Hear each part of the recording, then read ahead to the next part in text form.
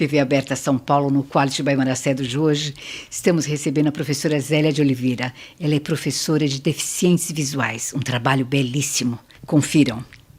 Boa tarde, Maracedro. Como vai? Tudo bem? Estou falando para a TV Aberta São Paulo. Meu nome é Zélia Oliveira e eu sou professora de Braille. Obrigada, Maracedro, por mais essa oportunidade de estar falando sobre o Braille no seu programa. A matéria de hoje, ela terá 2 tempos.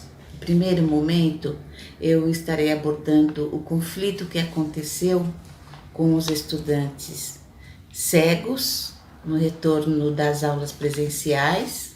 E no segundo momento, eu estarei fazendo breve homenagem para a estudante Júlia Souza dos Santos e sua mãe Meire. Então vamos lá. Quando aconteceu o afastamento por conta da pandemia, eu estava trabalhando com alguns estudantes a leitura tátil. O que é a leitura tátil? A leitura tátil é quando o estudante passa os dedinhos sobre o relevo que é a escrita do Braille. Então, conforme eu mencionei em matérias anteriores, a pessoa com deficiência visual, ela aprende a escrever antes de começar a ler. Este fato acontece porque quando a gente está ensinando Braille na alfabetização, usamos a máquina Perkins Braille. Então, com a junção dos pontos da cela Braille, que são as teclas da máquina, formamos todas as letras do alfabeto.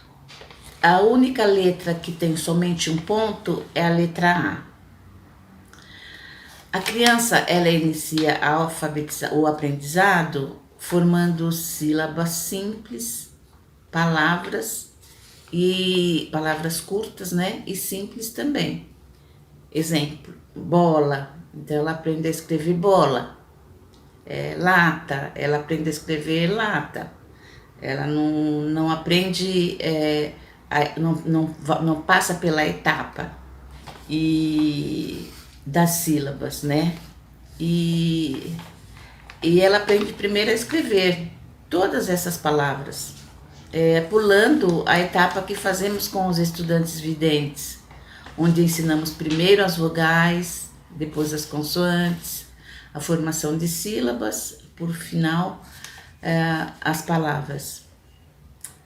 A criança cega, ela pula essa etapa porque ela aprende tudo junto, conforme eu expliquei, ela aprende tudo junto e dificilmente ela desenvolve a sensibilidade tátil com a mesma rapidez. Ela aprende a escrever muito rápido. Por quê? Porque ela decora os pontos Braille, ela decora o alfabeto e depois fica fácil para escrever as palavras. Então, esse processo de leitura tátil é demorado. A gente garante que o aluno vai escrever, mas esse processo de leitura é fácil, não tem como saber quando isso vai acontecer. Depende somente da criança, exclusivamente dela. E quando a gente ensina o Braille, a gente pode garantir que ela vai escrever perfeitamente, mas a sensibilidade tátil que a gente não pode garantir, como eu mencionei. Na sala de recursos, nós trabalhamos todos os meios possíveis na alfabetização da criança cega. Então a gente tem vários recursos para ser utilizados, vários materiais que podem estar auxiliando neste processo. Então, por ser um processo longo e minucioso, sabemos também que não deve ser interrompido, não é? Porque pode causar o esquecimento. No início da pandemia, quando surgiu o afastamento, ficou complicado lidar com esse público cego. Mesmo acompanhando com as plataformas online, essas crianças perderam muito. Quando eu digo que perderam, eu me refiro ao fato desse público depender da sensibilidade tátil para realizar a leitura. Então, com o afastamento, não foi possível estar exercitando essa prática, não é? Então, a família geralmente não domina o sistema Braille. E quando a criança escrevia na máquina e passava o dedinho para fazer o reconhecimento tátil, eles barravam nessa condição da família de não ter o conhecimento do Braille. Ele podia até dizer o que estava escrito, mas não teria o respaldo familiar sobre estar falando as letrinhas certas, estar falando a palavra certa, se a escrita estava correta, né? Então, foi meio conflitante. Outros recursos podem ser utilizados para a criança aprender a ler, se ela estiver no ambiente escolar, no sentido de fazer o reconhecimento tátil. Então, para ela desenvolver essa sensibilidade, ela precisa estar ligada diretamente com o Braille, diretamente. Então, durante a pandemia, no ensino remoto, a criança cega esqueceu como fazer esse reconhecimento tátil. Ela não esqueceu a escrever, ela escrevia em Braille, porque continuavam muitas aulas online fortalecendo essa dinâmica. Então ela continuava escrevendo, mas a sensibilidade tátil ela foi perdendo. Mas a mesma coisa não aconteceu, não é, com a leitura. Como eu mencionei em matérias anteriores, para que seja feita a leitura dos pontos brailles em relevo, é necessário o estudante desenvolver essa sensibilidade tátil. Para os estudantes que estavam nesse processo, o afastamento foi extremamente prejudicial. Aconteceu o rompimento brusco de um processo que já é muito demorado, que já é lento. Então, com a retomada das aulas presenciais, eu me deparei com essa questão da falta de exercícios, que foi interrompida bruscamente. Alguns estudantes que estavam nesse processo de leitura voltaram para a etapa 0. Ou seja, novamente voltamos para a etapa 0 e voltamos tentando realizar a leitura. E eu mencionei no início da matéria que tivemos que lidar com esse conflito, porque tivemos que fazer novamente o acolhimento dos estudantes que retornaram completamente angustiados, frágeis, sentindo-se incapazes de ler. Então, como foi essa retomada? Foi com muito acolhimento, muita conversa, muita calma, muito carinho, né? E fizemos essa busca adormecida desse conteúdo que estava lá, estabelecendo de novo a relação braille e leitura. Então, este conflito não aconteceu para os estudantes que já dominavam a leitura, porque no afastamento eles puderam treinar com as plataformas, fazendo suas leituras e devolutivas online. Foi difícil também, mas pelo fato de já estarem alfabetizados, de já terem desenvolvido essa sensibilidade, o sistema Braille foi mais fácil. Então eles conseguiam, né, dominar o sistema e puderam treinar leitura, treinar escrita. Então o caminho foi complicado, mas foi mais suave para quem já tinha desenvolvido essa sensibilidade, não é? Diferente do público que ainda não era o ledor, né? Então, pegando gancho sobre esse público que domina o sistema Braille de leitura, eu encerro a primeira parte da matéria, entrando nesse segundo bloco para fazer essa singela homenagem para a estudante do 9º ano, a Júlia Souza dos Santos. Então, quando a Júlia iniciou no aprendizado Braille, muito pequena ainda, Eu tive a oportunidade de presenciar esse início complicadíssimo e difícil dessa estudante. Isso aconteceu em outro município, tá?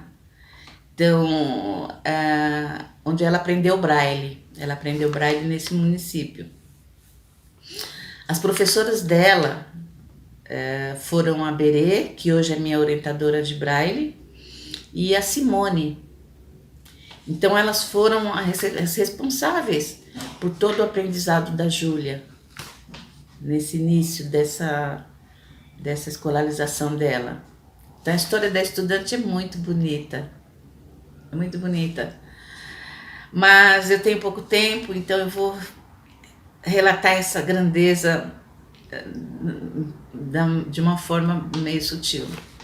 Então, ela aprendeu braille em um município e a escolarização em outro, onde ela fez o ensino regular.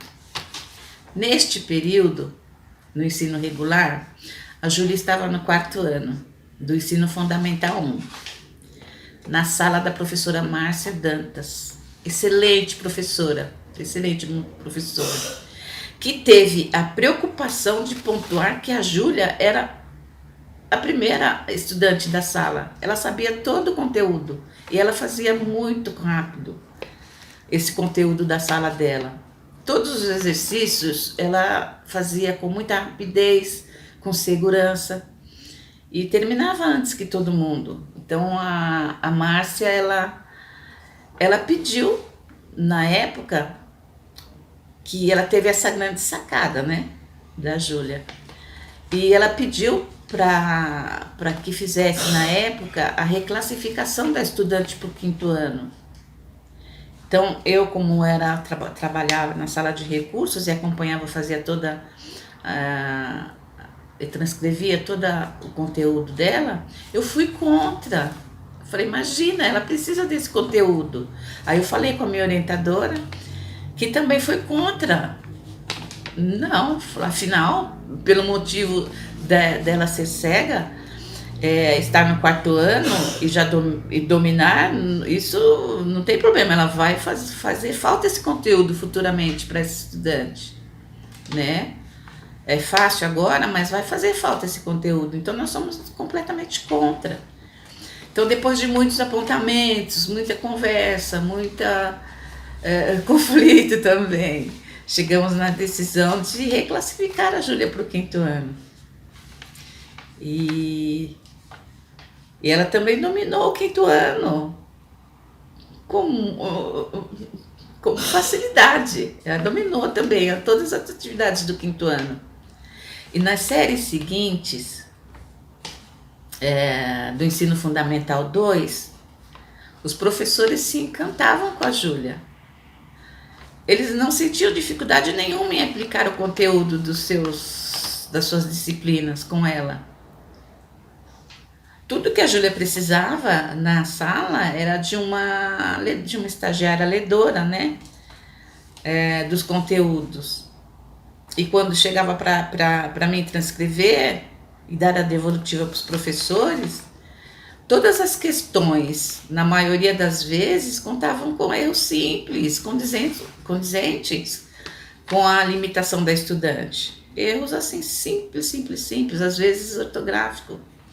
Um errinho simples de uma pontuação, muito simples.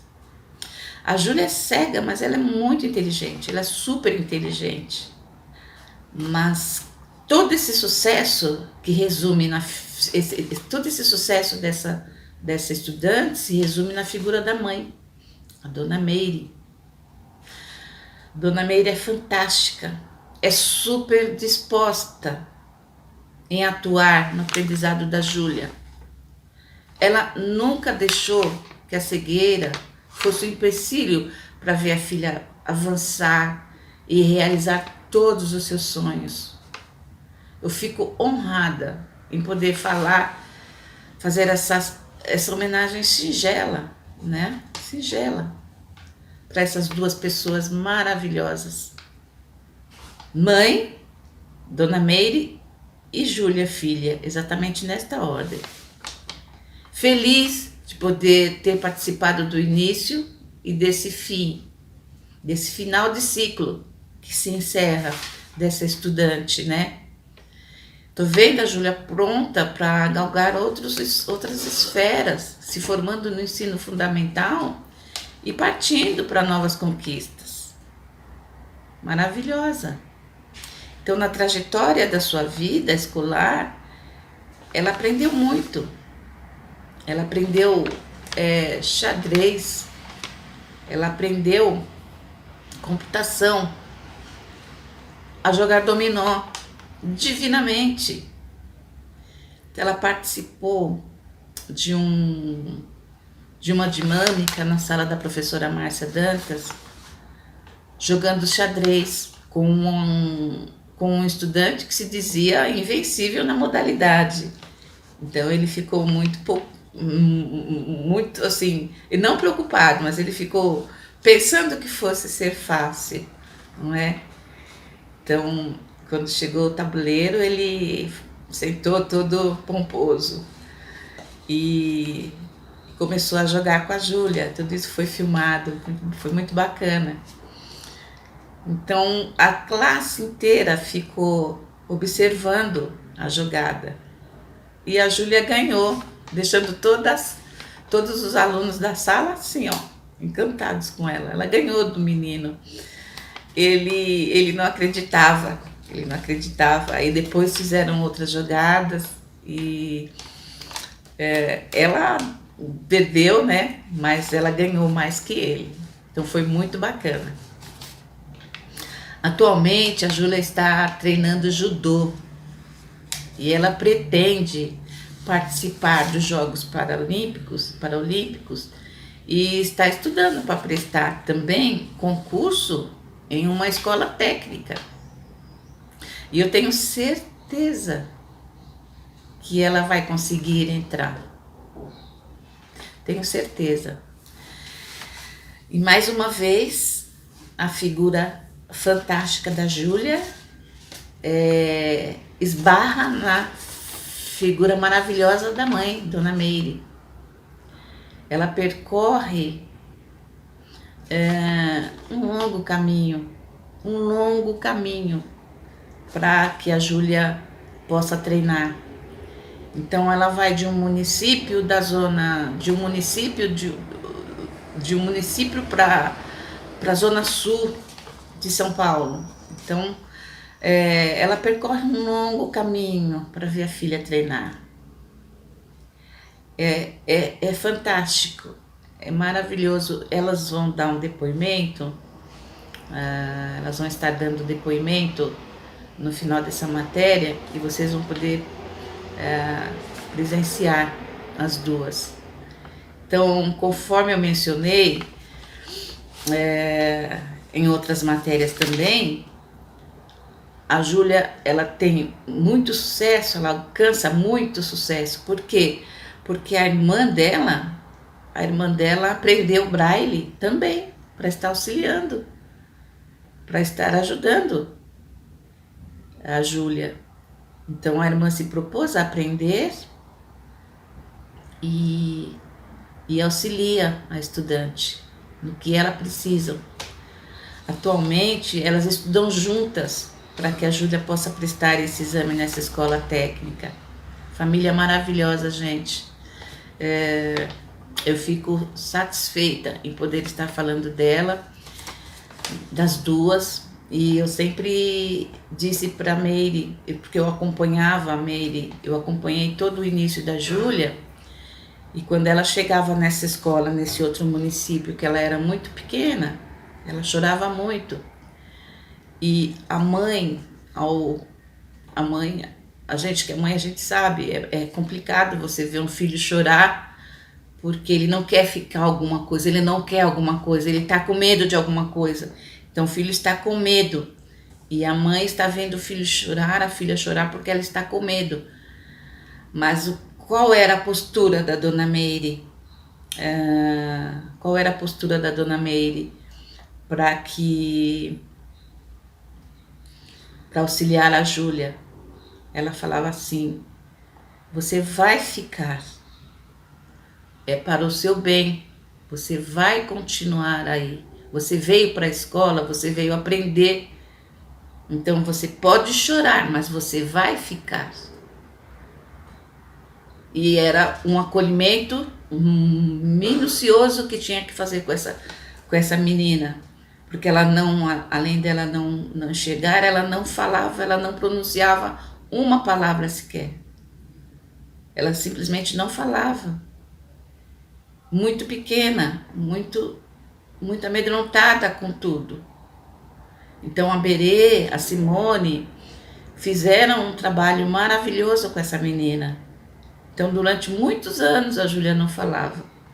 Mesmo quando ela foi para o ensino, quando ela foi estudar nesse outro município, aliás não, ela já estudava nesse município, os professores também tiveram um pouco de dificuldade de se aproximar da Júlia, de conhecer a Júlia, porque apesar dela fazer tudo com muito,